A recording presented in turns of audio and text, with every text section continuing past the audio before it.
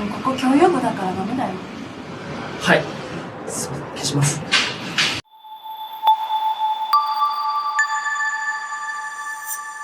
Sejak memutuskan merantau dan hidup mandiri, dunia belajar satu hal penting, bertahan.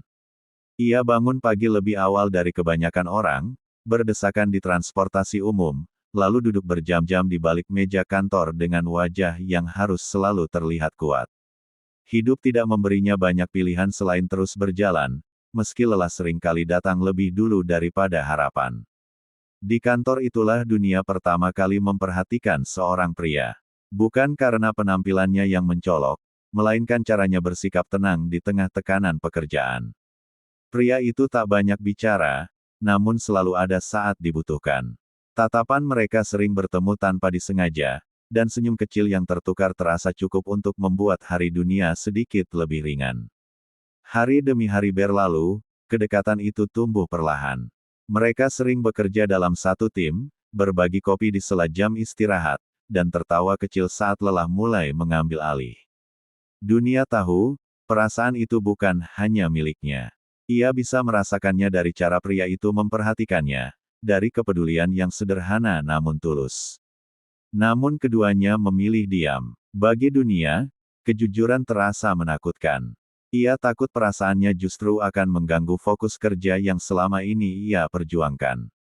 Ia takut jika perasaan itu berakhir, maka segalanya akan menjadi canggung dan menyakitkan. Dunia telah terlalu sering berjuang sendirian, dan ia tak ingin menambah luka baru dalam hidupnya.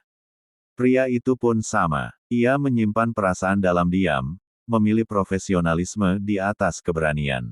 Keduanya berjalan beriringan, saling tertarik namun berpura-pura biasa saja. Mereka tertawa bersama, bekerja bersama, namun menahan kata-kata yang sebenarnya ingin terucap. Di malam hari, saat dunia pulang ke kamar kecilnya, bayangan pria itu sering muncul tanpa diminta. Dunia bertanya pada dirinya sendiri, apakah memperjuangkan perasaan juga termasuk bagian dari bertahan hidup. Namun setiap pagi, ia kembali mengenakan topeng yang sama, seorang wanita kuat yang tak mudah goyah oleh perasaan. Ada saat-saat tertentu ketika jarak di antara mereka terasa semakin dekat namun tak pernah benar-benar tersentuh.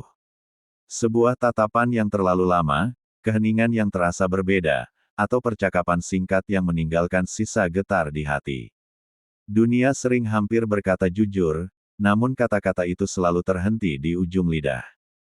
Hingga suatu hari, dunia menyadari bahwa hidup bukan hanya tentang bertahan, tetapi juga tentang memberi ruang pada hati. Perasaan yang terus disimpan justru terasa semakin berat.